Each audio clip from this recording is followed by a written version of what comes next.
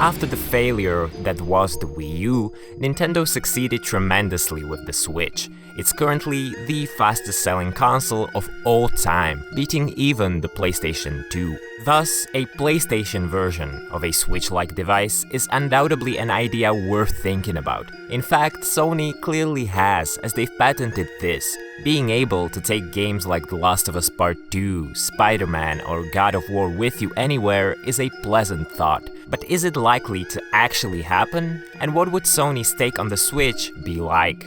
For GameGround, this is Mario. Let's find out.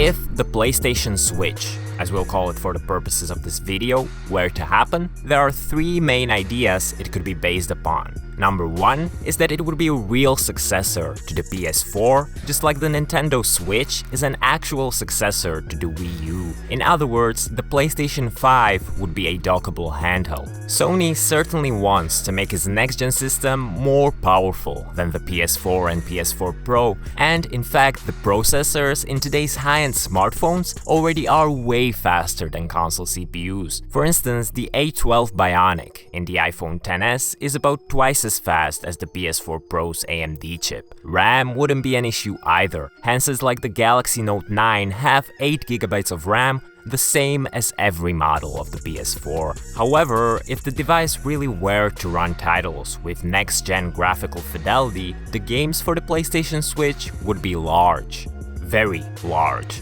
Even current-gen titles like Red Dead Redemption 2 or Black Ops 4 require over 100GB of storage, and since retail copies of console software still make more money than their digital counterparts, the PlayStation 5 is bound to support physical media. The games would thus need to come on some sort of high-capacity memory cards, and that would probably result in their final price being higher than $60. And even if Sony made the system digital only, it would need to have at least 1TB of flash storage. While a terabyte spinning hard drive, like the one in most PS4 Pros, costs $50 or so, an SSD of the same capacity sells for about 3 times as much, which would make the final price tag on Sony's Switch way too high. And that isn't even the biggest problem with the idea of next-gen PlayStation being a handheld.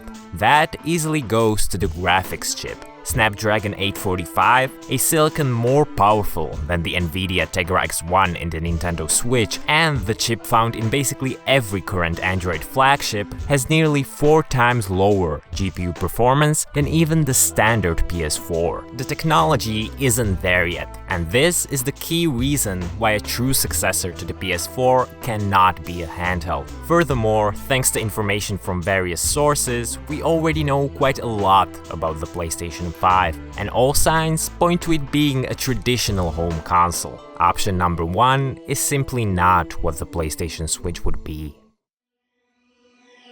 So, the PlayStation Switch won't be a PS5, but could it be a PS4? It is also an exciting thought, having the option to access PS4's massive library natively from a handheld. As I've mentioned though, there isn't any mobile device with a GPU even half as powerful as the one in the PS4. Nevertheless, Nvidia's latest ARM chip, Xavier, which hasn't yet been used in any mobile product, does reach about 80% of PS4's GPU performance. Therefore, while the concept of the PS5 being portable is merely science fiction for now, a handheld with the power of the PS4 will be feasible in just a year or two. Still, the hard drive, or rather the flash storage, would be an issue in this case as well, and so would the fact that the PS4 games are not optimized for screens of this size. The in-game text often feels a bit small on my 42-inch TV, let alone a 6 or so inch screen this Switch thing would have. Such problems aren't unsolvable though, and a PlayStation Switch compatible with PS4 games could potentially come to fruition in the near future. Having said that, there have been no rumors suggesting Sony might do this, and it would require a large engineering effort. I don't think this option is likely to happen either.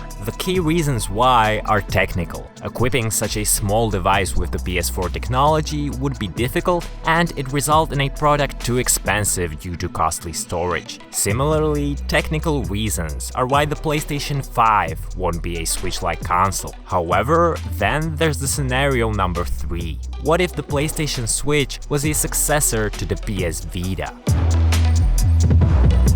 If Sony chose this option, they'd have no major technical hurdles to overcome. The hardware would be fairly easy to develop, and since it'd naturally be more powerful than the about 2-year-old Nintendo Switch, it would at least be able to run downgraded ports of PS4 titles. It could also, without much effort, be made compatible with Vita games. In my opinion, a quote-unquote Vita 2 is what Sony had in mind when filing the mentioned patent. The idea of the PlayStation Switch being a standalone product in Sony's lineup next to PS4 or PS5 is, I'd say, the best one of the three. Even so, it shouldn't happen. One of the key reasons why PlayStation has been doing so well this generation is that the PS4 had Sony's pretty much undivided attention. In the past, the company used to have multiple platforms to care about, but thanks to the fact that the PS4 was their sole focus for multiple years, they were able to create the stunning lineup of exclusives it has today. If Sony did get back into the portable business, they'd have to be managing two entirely different platforms again. The handheld would inevitably hurt the main console to some extent, but it could work. It worked quite well with the PSP. With the PS Vita, it did not though. No matter how good the third PlayStation handheld would be, it could end up like the Vita again. The fact that the Switch has succeeded does not mean that the PlayStation variant wouldn't flop.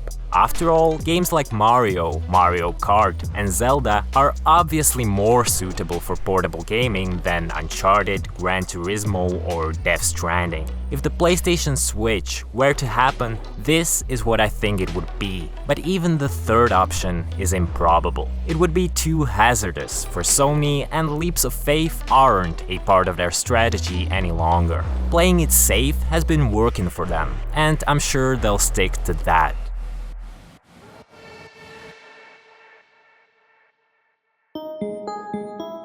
The PlayStation 4 Switch would be too expensive, and PS4 games aren't meant to be played on a small screen. The PlayStation 5 Switch is not technically possible, and the PlayStation Vita 2 Switch is something that could theoretically happen, but doesn't make much sense business-wise. Thus, the answer to the question in the title of this video is probably not. This, however, doesn't mean that the concept of taking your games with you anywhere won't be a part of the PlayStation ecosystem. In fact, even today, it kind of is with PlayStation Now. If Sony makes the right moves, I believe they could make the streaming service the most important part of their gaming business. But that is a topic for another day. And this has been GameGround. See you around.